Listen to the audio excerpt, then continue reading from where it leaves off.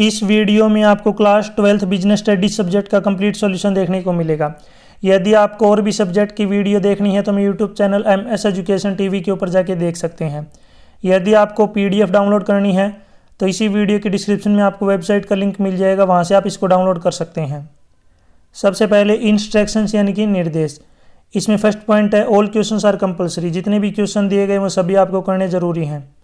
Next point, question 1 to 10 आपके 1 mark के question है, 11 to 12 3 marks, 13 to 15 4 marks, 16 to 17 6 marks के क्वेश्चन यहाँ पे दिए गए हैं। फर्स्ट क्वेश्चन, निम्न में से नियुक्तिकरण का तत्व कौन सा है? भर्ती, चयन, प्रशिक्षण। तो इसमें राइट आंसर हो जाएगा उपरोक्त सभी, डी ऑप्शन राइट। क्वेश्चन 2, निम्न में से कौन सा नियोजन का प्रकार नहीं है? उत्पाद, सी ऑप्शन राइट। क्वेश्चन 3, प्रबंध एक डैश शक्ति है, तो प्रबंध जो है कि अदृश्य शक्ति है, बी ऑप्शन राइट। क्वेश्चन 4, समन्वय का संबंध प्रबंध के किस कार्य के साथ है? तो इसमें नियोजन, संगठन और नियुक्तिकरण। तो इसमें राइट आंसर हो जाएगा सभी के साथ, डी ऑप्शन राइट। क्वेश्चन 5, विकेंद्रीयकरण क्या है? ये है भारार्पण का विस्तृत रूप, बी ऑप्शन राइट।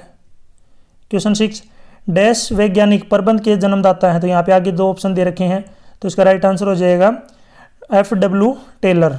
इसकी फुल फॉर्म भी आप लिख सकते हैं। क्वेश्चन 7, भर्ती एक डैश प्रक्रिया है, तो भर्ती जो है क्या है? सकारात्मक प्रक्रिया है। क्वेश्चन 8, समूह परंपराएं किस संगठन ढांचे में होती हैं? अनौपचारिक संगठन। नेक्स्ट यहाँ पे क्वेश्चन 9, प्रबंध के 14 सिद्धांत किसके द्वारा दिए गए हैं? हेनरी फेयोल के द्वारा। नेक्स्ट यहाँ पे क्वेश्चन 10 देखिए, असर्शन रीजन बेस्ड क्वेश्चन दे रखा है, अभिकथन कारण आधारित प्रश्न। तो यहाँ पे असर्शन है, वित्तीय के साथ साथ गैर वित्तीय संस्थाओं में भी प्रबंध की आवश्यकता होती है। तो जो पहली स्टेटमेंट ये अपनी बिल्कुल ट्रू हो जाएगी। कारण दे रखा है कि प्रबंध व्यापक है, तो ये जो सेकंड स्टेटमेंट ये भी क्या है? ट्रू। और ये दोनों जो आपस में संबंधित हैं, तो इसका राइट आंसर हो जाएगा अभिकथन ए और कारण आर दोनों सही हैं और एक दूसरे के साथ संबंधित भी हैं। क्वेश्चन 11, विज्ञापन के लिए भुगतान करना लाभदायक है, अपने उत्तर के समर्थन में कारण दीजिए। तो इसका आंसर है विज्ञापन के लिए भुगतान करना लाभदायक है। इस कथन के समर्थन में निम्नलिखित कारण दिए जा सकते हैं। तो इसमें पहला कारण है ब्रांड जागरूकता बढ़ाना, दूसरा बिक्री में वृद्धि, प्रतिस्पर्धा में बढ़त, नए उत्पादों का प्रमोशन और ग्राहक विश्वास। नेक्स्ट यहाँ पे देखिए क्वेश्चन 12, नियंत्रण की कोई 3 सीमाएं समझाइए। तो इसमें पहली है मात्रात्मक परमापों के निर्धारण में कठिनाई, बाह्य कारकों पर नियंत्रण नहीं और उत्तरदायित्व के निर्धारण में कठिनाई। नेक्स्ट पॉइंट, इसमें कर्मचारियों द्वारा विरोध और महंगा कार्य।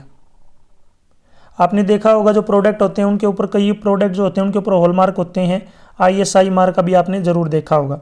तो आपको इसकी फुल फॉर्म मुझे कमेंट सेक्शन में बतानी है, ISI मार्क की फुल फॉर्म क्या होती है और ये कौन से प्रोडक्ट के ऊपर होता है ये भी जरूर बताना। यानी ISI मार्क किस टाइप के जो प्रोडक्ट होते हैं उनके ऊपर होता है और इसकी फुल फॉर्म क्या है। क्वेश्चन 13, नियोजन की प्रक्रिया को संक्षेप में लिखिए। तो इसमें नियोजन यानी कि जिसको हम बोलते हैं प्लानिंग की प्रक्रिया को संक्षेप में निम्नलिखित चरणों में विभाजित किया जाता है। पहला चरण है लक्ष्यों की स्थापना, वर्तमान स्थिति का विश्लेषण, विकल्पों का विकास, विकल्पों का मूल्यांकन, सबसे अच्छी विकल्प का चयन, योजना का क्रियान्वयन और नियंत्रण और मूल्यांकन। क्वेश्चन 14 देखिए यहाँ पे, व्यावसायिक वातावरण की 3 विशेषताओं का वर्णन कीजिए। तो इसमें पहली है गतिशील। व्यावसायिक वातावरण अत्यधिक लचीला होता है और बदलता रहता है, यह स्थिर या कठोर नहीं है, इसलिए व्यावसायिक वातावरण की निरंतर निगरानी और स्कैनिंग करना आवश्यक है। इसी में यहाँ पे सेकंड पॉइंट है अनिश्चितता। व्यावसायिक वातावरण में होने वाले परिवर्तनों की भविष्यवाणी करना बहुत मुश्किल है, क्योंकि वातावरण बहुत तेजी से बदल रहा है। उदाहरण के लिए IT, फैशन उद्योग में लगातार और तेजी से परिवर्तन हो रहे हैं। नेक्स्ट पॉइंट है जटिल। कंपनियों पर कारोबारी माहौल के प्रभाव को समझना बहुत मुश्किल है। हालांकि माहौल को स्कैन करना आसान है, लेकिन यह जानना बहुत मुश्किल है कि ये बदलाव कारोबारी मामलों को कैसे प्रभावित करेंगे।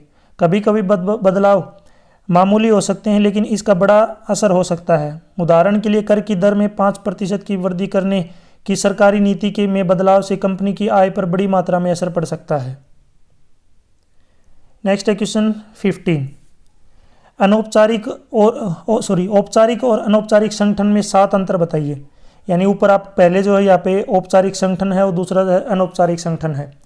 तो इसमें देखिए औपचारिक संगठन नियमों और विधियों के अधीन होते हैं। अनौपचारिक संगठन अधिक लचीले और समर्थनात्मक होते हैं।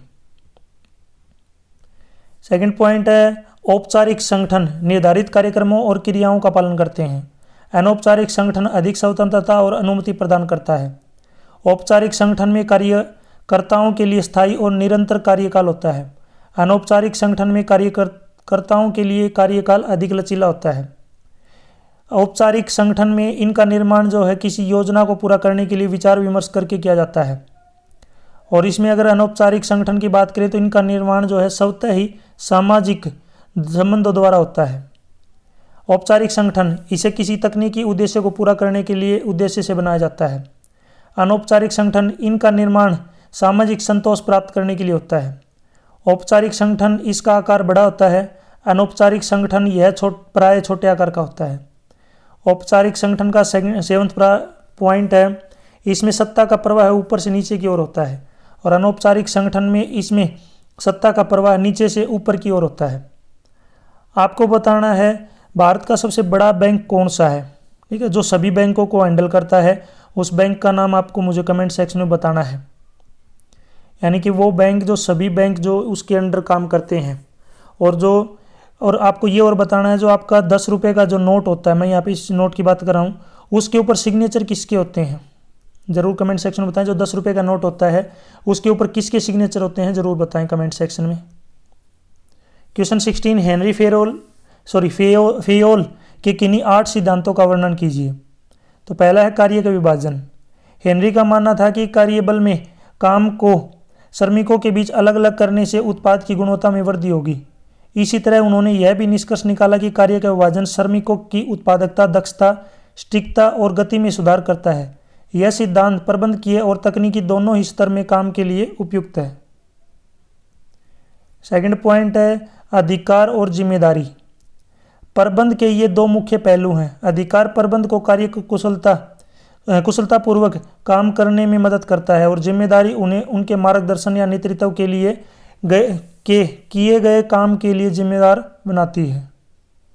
थर्ड पॉइंट है अनुशासन। अनुशासन के बिना कुछ भी हासिल नहीं किया जा सकता है। यह किसी भी परियोजना या किसी भी प्रबंध के लिए मुख्य मूल्य है। अच्छा प्रदर्शन और समझदारीपूर्ण अंतर्संबंध प्रबंधन कार्य को आसान और व्यापक बनाते हैं।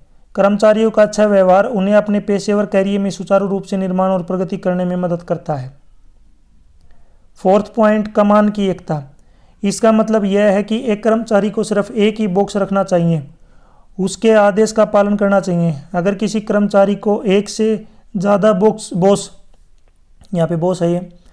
एक से ज़्यादा बॉस का पालन करना पड़ता है तो हितों का टकराव शुरू हो जाता है और भ्रम की स्थिति पैदा हो सकती है। नेक्स्ट पॉइंट है दिशा की एकता। जो भी व्यक्ति एक ही कार्य में लगा हुआ है उसका एक ही लक्ष्य होना चाहिए। इसका मतलब यह है कि वह एक कंपनी में काम करने वाले सभी लोगों को एक ही लक्ष्य और उद्देश्य होना चाहिए, जिससे काम आसान हो जाए और निर्धारित लक्ष्य को आसानी से प्राप्त किया जा सके। नेक्स्ट पॉइंट व्यक्तिगत हित की अधीनता। यह दर्शाता है कि एक कंपनी को व्यक्तिगत हित की बजाय कंपनी के हित के लिए एकजुट होकर काम करना चाहिए। संगठन के उद्देश्यों के अधीन रहें। यह कंपनी के कमांड की पूरी श्रृंखला को संदर्भित करता है। नेक्स्ट पॉइंट है पारिश्रमिक। यह किसी कंपनी के कर्मचारियों को प्रेरित करने में महत्वपूर्ण भूमिका निभाता है। पारिश्रमिक मौद्रिक और गैर मौद्रिक हो सकता है। आदर्श रूप से यह किसी व्यक्ति द्वारा किए गए प्रयासों के अनुसार होना चाहिए। नेक्स्ट है केंद्रीकरण। किसी भी कंपनी में प्रबंधन या निर्णय लेने की प्रक्रिया के लिए जिम्मेदार कोई भी अधिकारी तटस्थ होना चाहिए, हालांकि यह संगठन के आकार पर निर्भर करता है। हेनरी फेयोल ने इस बात को जोर दिया है कि पदानुक्रम और शक्ति के विभाजन के बीच संतुलन होना चाहिए, जरूरी है ये। नेक्स्ट यहाँ पे देखिए क्वेश्चन 17 प्रबंध के किन्हीं 5 कार्यों का वर्णन कीजिए। तो इसमें सबसे पहला कार्य है योजना बनाना यानी कि प्लानिंग। योजना बनाना प्रबंध का प्रथम और सबसे महत्वपूर्ण कार्य है। इसमें भविष्य के उद्देश्यों को निर्धारित किया जा सकता है और इन उद्देश्यों को प्राप्त करने के लिए आवश्यक कार्यों और संसाधनों का चयन किया जाता है। योजना बनाते समय विभिन्न वैकल्पिक उपायों का मूल्यांकन और चयन किया जाता है। इसका उद्देश्य संगठन के लक्ष्यों को स्पष्ट रूप से परिभाषित करना और उन्हें प्राप्त करने के लिए मार्गदर्शन प्रदान करना है। सेकंड पॉइंट, संगठन यानी कि ऑर्गेनाइजिंग। संगठन प्रबंध का दूसरा कार्य है जिसमें संसाधनों का उचित वितरण और समन्वय किया जाता है। इसमें संगठनात्मक रचना का निर्माण, कार्यों का विभाजन, उत्तरदायित्व का निर्माण और अधिकारों का वितरण शामिल होता है। संगठन का उद्देश्य यह सुनिश्चित करना है कि सभी संसाधन उचित रूप से उपयोग किए जाएं और संगठन के लक्ष्यों को प्राप्त करने के लिए एक संगठित ढांचा प्रदान किया जाए। नेक्स्ट पॉइंट है कर्मचारी प्रबंधन यानी कि स्टाफिंग। कर्मचारी प्रबंधन का कार्य मानव संसाधनों की नियुक्ति, चयन, प्रशिक्षण, विकास, मूल्यांकन और प्रतिपूर्ति से संबंधित है। इसमें कर्मचारियों की भर्ती, चयन, प्रशिक्षण, विकास और मूल्यांकन के कार्य शामिल होते हैं। इसका उद्देश्य यह सुनिश्चित करना है कि संगठन में योग्य और सक्षम कर्मचारी उपलब्ध हों, वे संगठन के उद्देश्यों को प्राप्त करने में सक्षम हों। नेक्स्ट पॉइंट है नेतृत्व यानी कि लीडिंग। नेतृत्व का कार्य प्रबंधक को अपने कर्मचारियों को प्रेरित करने, निर्देश देने और मार्गदर्शन देने का कार्य है। इसमें संचार, प्रेरणा, टीम निर्माण और निर्णय लेने जैसी गतिविधियां शामिल हैं। नेतृत्व के माध्यम से प्रबंधक कर्मचारियों के साथ सकारात्मक संबंध स्थापित करता है और उन्हें संगठन के लक्ष्यों को प्राप्त करने के लिए प्रेरित करता है। नेक्स्ट पॉइंट है फिफ्थ, नियंत्रण यानी कि कंट्रोलिंग। नियंत्रण प्रबंध का अंतिम कार्य है जिसमें संगठन के वास्तविक प्रदर्शन का मूल्यांकन किया जाता है और इसे योजनाबद्ध लक्ष्यों से तुलना किया जाता है। इससे प्रदर्शन में सुधार के लिए आवश्यक सुधारात्मक उपायों का निर्धारण और कार्यान्वयन किया जाता है। नियंत्रण का उद्देश्य यह सुनिश्चित करना है कि संगठन के उद्देश्यों को प्रभावी और कुशलता से प्राप्त किया जाए और किसी भी विचलन को समय पर ठीक किया जाए। यहाँ तक वीडियो अपनी कंप्लीट हो चुकी है। वीडियो अच्छी लगी है तो उसको लाइक करें, अपने दोस्तों के साथ जरूर शेयर करें। यदि आपको इसकी PDF डाउनलोड करनी है तो इस कोने में आपको वेबसाइट का नाम दिख रहा होगा, इस वेबसाइट से जाकर आप डाउनलोड कर सकते हैं। यदि आप मुझे फेसबुक, इंस्टाग्राम और टेलीग्राम पे फॉलो करना चाहते हैं तो उसका लिंक भी आपको इसी वीडियो के डिस्क्रिप्शन में मिल जाएगा, वहाँ से आप मुझे डायरेक्ट फॉलो कर सकते हैं। Thanks for watching.